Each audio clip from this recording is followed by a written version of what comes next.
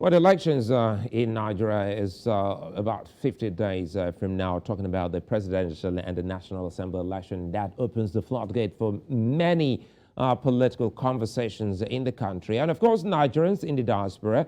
By the way, a lot of Nigerians, a few Nigerians have been sworn in legislative positions in the United States today. And of course, Nweke, who is a global affairs analyst, is joining us to speak live on the coming elections. Collins, good to see you, and thanks for your time as always.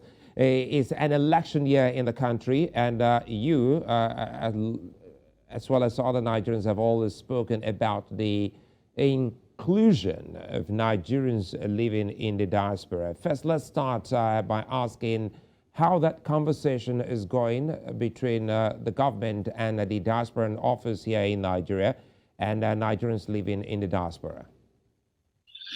It's not going very well, Sulai, and thank you for having me. Happy New Year. The reason it's not going very well, Sulai, is the fact that while on one hand, government has always spoken well about empowering the Nigerian diaspora, enfranchising the Nigerian diaspora through diaspora voting, and of course, developing the right tools to enable the effective and efficient participation of the Nigerian diaspora in the accelerated development of Nigeria, through the establishment, for instance, of the Nigerians in Diaspora Commission. Now, by name, the commission exists, but in actual fact, in keeping with the Constitution, and indeed, the act that established that commission just doesn't exist, because it is expected, it was supposed to, because it is enshrined in the act establishing the commission, that there will be a board that oversees the affairs of that commission. More than 2 years down the line after its establishment, that board is nowhere to be found. And that is exactly where the diaspora themselves were supposed to have the opportunity to impact both in the running of the commission through the policies that they enunciate, the policies that they put in place, but also actually make impact in the very reason that the commission was established, which was to aid the accelerated growth of Nigeria. And part of that was actually meant to be achieving the diaspora voting. As you are aware, Sulai, the diaspora voting was actually voted down by the Nigerian legislators, and so that is not happening. So no, things aren't going, as they ought to be.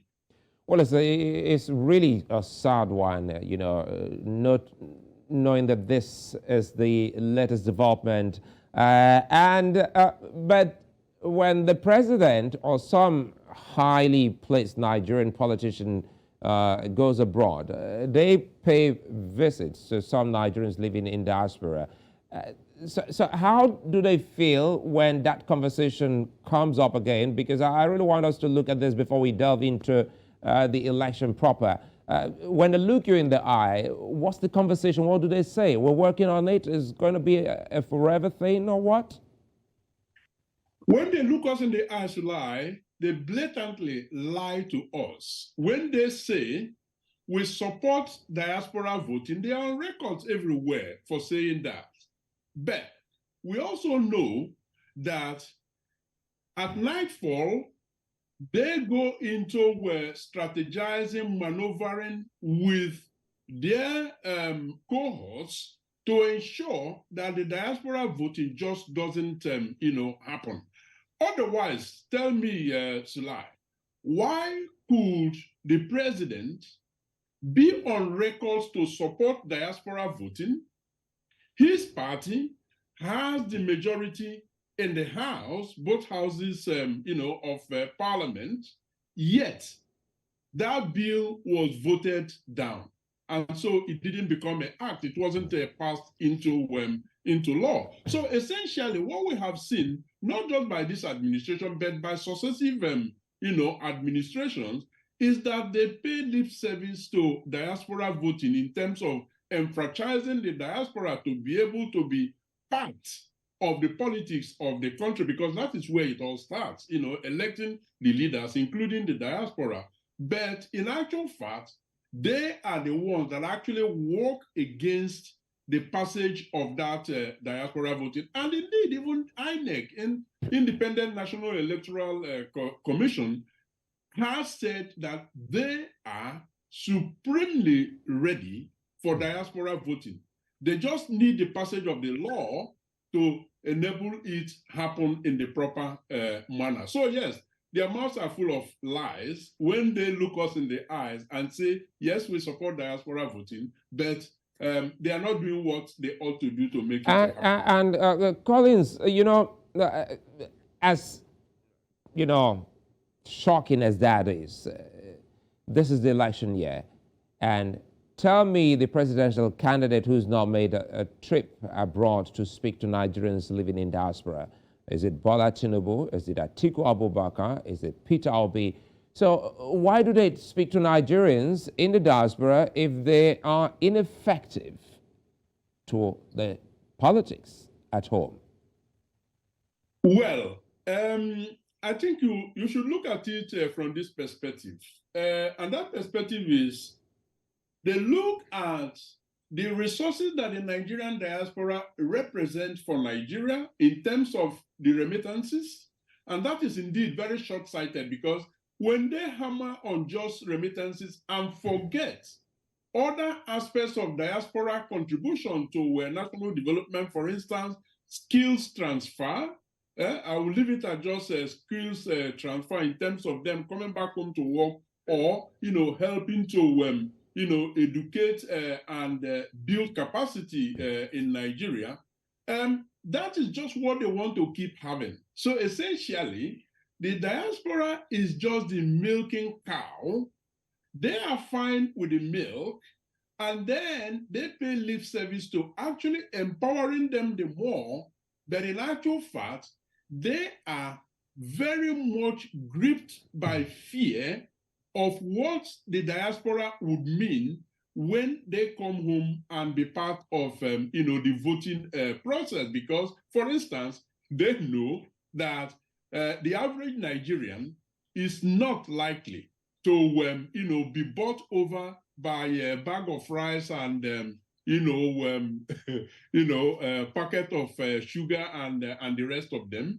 They know that the diaspora would ask very penetrating questions about policy. What exactly do you have? What exactly are you bringing to the table as a candidate to lead Nigeria? And that they will vote from the position of both strength and knowledge. Those are the things that they are very much afraid of, and that is why they are actually keeping it away. But you see, the good news here, Sulai, is that it is no longer a question of if the diaspora will eventually vote. It is a question of when. And we see from the candidates that are angling, to lead Nigeria now, the diaspora see through them, and they are getting ready to voting the right person. Well, in terms of encouraging their siblings, their dependents, relatives, and all of that, using their diaspora vantage point to actually influence the way people vote back in Nigeria. That is those who can vote. Two key things you just raised here, Nweke, and first, it has to do with sensitization, education, and which is what some of you are doing, back home here, especially enlightening, sensitizing your relatives and some sororities. Now, let's also look at the other aspect. It has to do with, poverty. And that is why you have likened the kind of politics, again, that we've seen here to politics of the stomach or commodities. How much of, engagement are the Nigerians in diaspora having with the electorates or their communities to further sensitize them so that they better understand that democracy goes beyond the now? Absolutely. I mean, despite all the ills that I have tried to enumerate, the diaspora reaction to those ills is actually that of defiance. Defiance in terms of the way we have seen more diaspora organized into different support groups for candidates that they believe in. Number two, we also see that in the increase of diaspora who are candidates in this election, some of them have actually kind of abandoned the cozy life that they have here, brace all the challenges, and are, as we speak, currently in Nigeria, back in the hinterlands, campaigning for different offices. Some didn't make it through the primaries, but the lessons that they have learned, they have taken them home with them, and they are beginning to re-strategize. And then as well, the Nigerian-based, support groups, Nigerians out here are helping to kind of educate them on the ethos, because you will understand that there is an acute lack of national ethos in Nigeria. Somebody wants to lead you. What standards should you be looking out for that person? What values are very, very important in those persons? Do you want to have a shy person, who cannot, articulate his policies very well? What about the antecedents of the individual? How much do we know about this?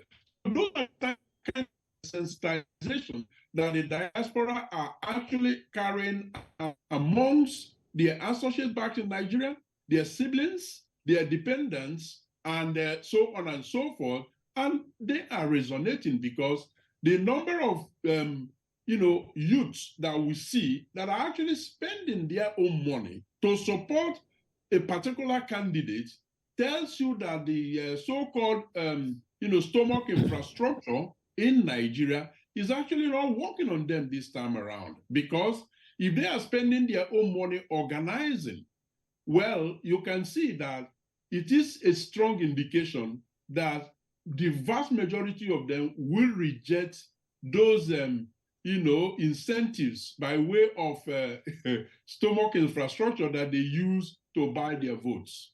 It's quite an interesting feeling knowing that Nigerians in diaspora always have that connection to home country.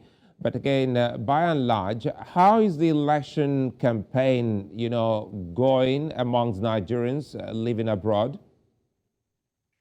It is as fierce in the diaspora as it is back in Nigeria. As you know, anyone that actually undermines the power of the social media in this particular election is doing that at his or her own peril. And so what that means is that the barriers that existed previously, barriers of distance and so on and so forth, have been broken down with the power of the social media. What that means essentially is that from the diaspora, people, Nigerians in diaspora, are reaching out to the electorate directly in Nigeria, engaging them, and the increase in the number of trips that candidates themselves make to the diaspora, of course, like you observed yourself, is increasing. That is to tell you that they know the power that the diaspora bring to the table, and the diaspora in this election cycle are actually utilizing them very, very efficiently. The game is not over. We still have, about 40-something days to go. And in that period, in the remaining period, I believe that these activities are intensifying through fundraising, through sensitization, and what have you. Well, it brings the conversation back home now to the hallowed chamber. What more can the people do in Nigeria to ensure that those who still have connection back home are actually given a place for those that will actually fix or rule their country in terms of diaspora participation? Well, like I mentioned earlier on, it is no longer a matter of if the diaspora will eventually vote. It is a matter of when it will happen. Well, we also see that initially the opposition from the lawmakers, the current lawmakers and others that are well placed within the polity of Nigeria, the opposition against diaspora voting, and I mean public opposition, is beginning to thin down. So what that means is that they are realizing that it is becoming grossly unpopular not to support diaspora voting. So the support base is there, and then the next thing that has to happen is taking people, charging them to be accountable when they say it is yes, that they have to mean that to be yes. What the diaspora is doing is actually helping the electorate back in Nigeria to devise ways and means of holding their legislators accountable. Now, in some countries, even in Africa, they have set seats for diaspora in both the lower and the upper houses of parliament. Nigeria hasn't even voted for diaspora voting, how much less reserving seats for the diaspora. But we believe that in the course of the coming decades, these are political changes, political reforms that should find their ways in our electoral act to empower and enfranchise the diaspora a lot more. And what does this office of Nigerians living in the diaspora, as do, led by Abike Dabire-Rewa? Because the push must come from all fronts, from those in Nigeria, from those living outside, and even from such a department or agency of government that cares about the well-being and activities of Nigerians living abroad. It's just not to celebrate Nigerians for their brilliant feats abroad. There must be more. Well, I can say without equivocation that as we speak, there is a national policy on diaspora. A very fantastic document, very well articulated, and little wonder because, very good brains were brought together to articulate that document, and the International Organization for Migration played a very critical role in that. But that document is somewhere in some closets actually gathering dust. And the reason that is so is because the body, which is the board of the Nigerians in Diaspora Commission, that was supposed to oversee the implementation of, that beautiful policy, paper, is non-existent. The president has not formed it. And okay, I can give this to them. The NIDCOM has said that it is the prerogative of the president to, constitute the board of NIDCOM, and it is not in their hands. But we also know that the president has the ears of NIDCOM leadership at this moment. And if NIDCOM leadership is purposeful enough to let the president know that, number one, we are breaking the law by not constituting the board of NIDCOM, and that, number two, it will be in the best interest of Nigeria for the board to be constituted. I believe it will happen, but that is not happening. And the other question you ask yourself is, what is the Minister of Foreign Affairs doing about this? Because this falls right under his table. It is the Minister of Foreign Affairs that is the supervising minister for the agency called, NICOM.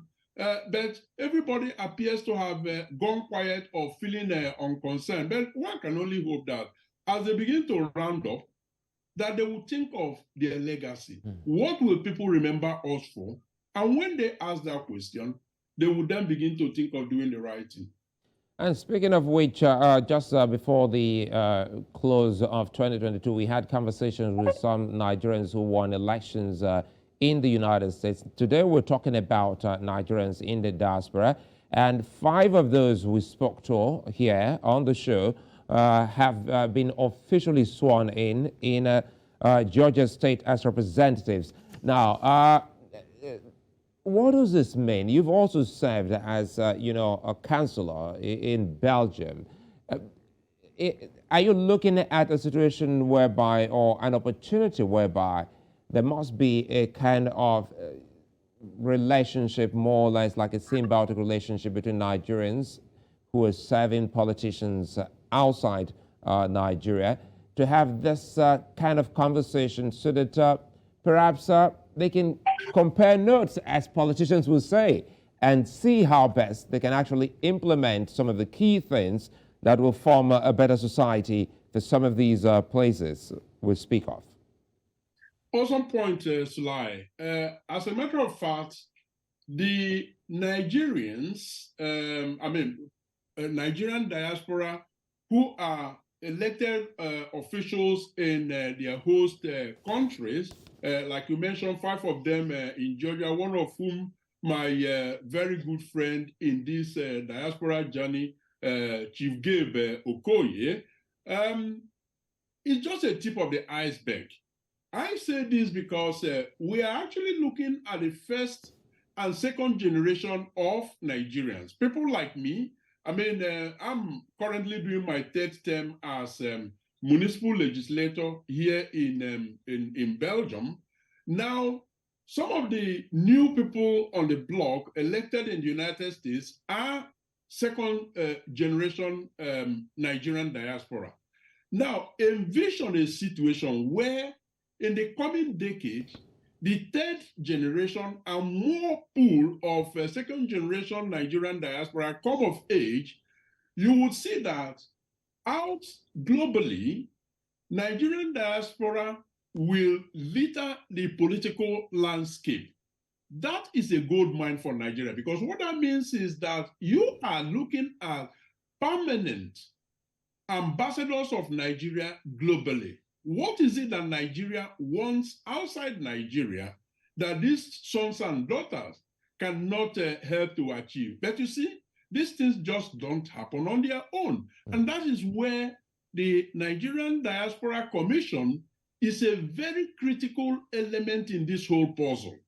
Manage it well, set it up well with purpose and credence, they will then be able to harness all of these opportunities. You don't wait until the last minute. You begin to culture it. You begin to let young people who are outside Nigeria know that they have a sense of belonging. Nigeria is a part of them and they are part of Nigeria. You don't wait until it becomes too late. So I hope these messages will begin to sink well. And yes, indeed, in the UK, for instance, you have Association of Nigerian Councillors. My good friend Sonny Lambe is, leading such a group, and they group together Nigerian, diaspora that have been elected to political office out there in the UK. They do policy, recommendations to Nigeria, some of which are expected to have passed through NICOM that is purposeful. But is that the case today? Far from it.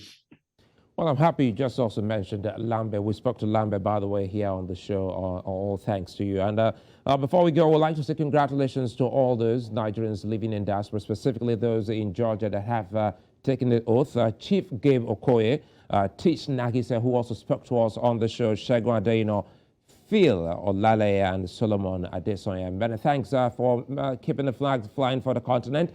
And to you, we want to say thank you, Collins Nweke. Many thanks as always.